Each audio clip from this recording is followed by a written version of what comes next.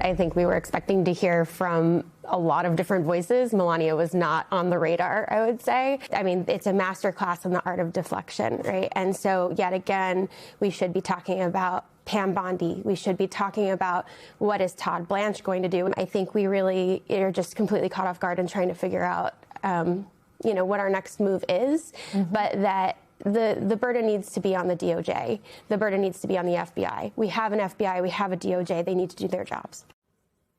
That was Epstein survivor Danny Bensky on Melania Trump's surprise address to the nation yesterday, wherein Melania Trump denied what she called lies about her having close ties with convicted child sex offender Jeffrey Epstein.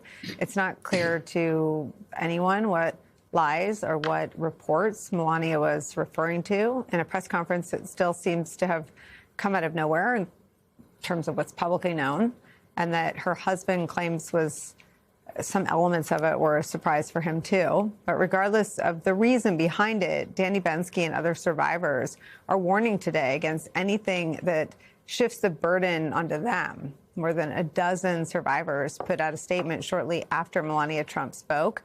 Quote, survivors of Jeffrey Epstein have already shown extraordinary courage by coming forward, filing reports, and giving testimony. Asking more of them now is a deflection of responsibility, not justice. Survivors have done their part. Now it's time for those in power to do theirs. Joining me at the table, host of Politics Nation and president of the National Action Network, the Reverend Al Sharpton. Michael's still here. I mean, Michael, the thing that is interesting about the line, I mean, everything's interesting about what Melania Trump did. She responded with such granular specificity to allegations that I cover this story every time there's a development, and I had never heard any of the allegations about her or against her that she seemed to be responding to.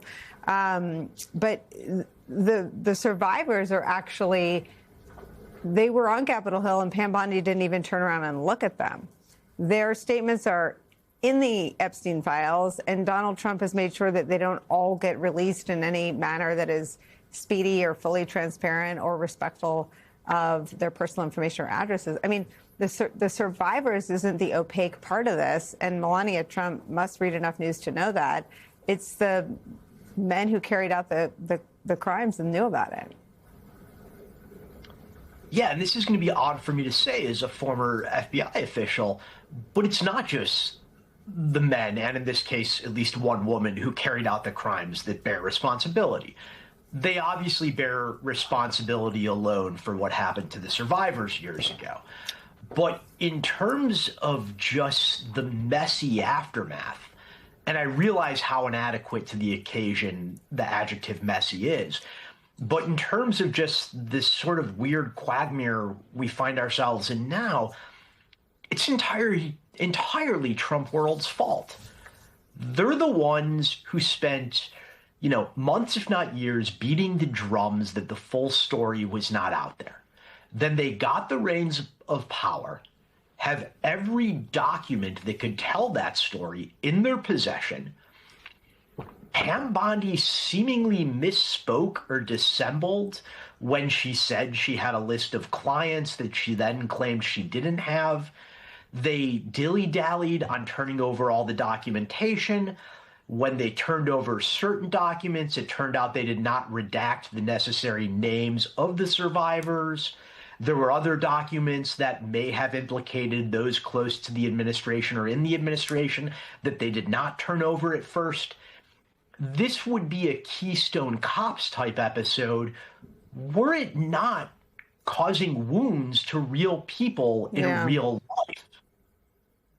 Yeah, I mean, Rev, she also made some comments about her own email, which has been released as part of the release of the Epstein files to Ghislaine Maxwell. She sought to sort of rebrand it or recharacterize it and said this is what life in New York was like in those days. I guess she was making the point that she and Donald went to parties with Epstein. I mean, I don't know what that point was. What circles did they run around in? It's not very clear what that was, and nor what motivated her coming out. But if she was going to take a stand, which could be good, then she should have taken a stand also saying that the accused and people that were in the files should be the ones to come forward and testify to Congress, not the victims.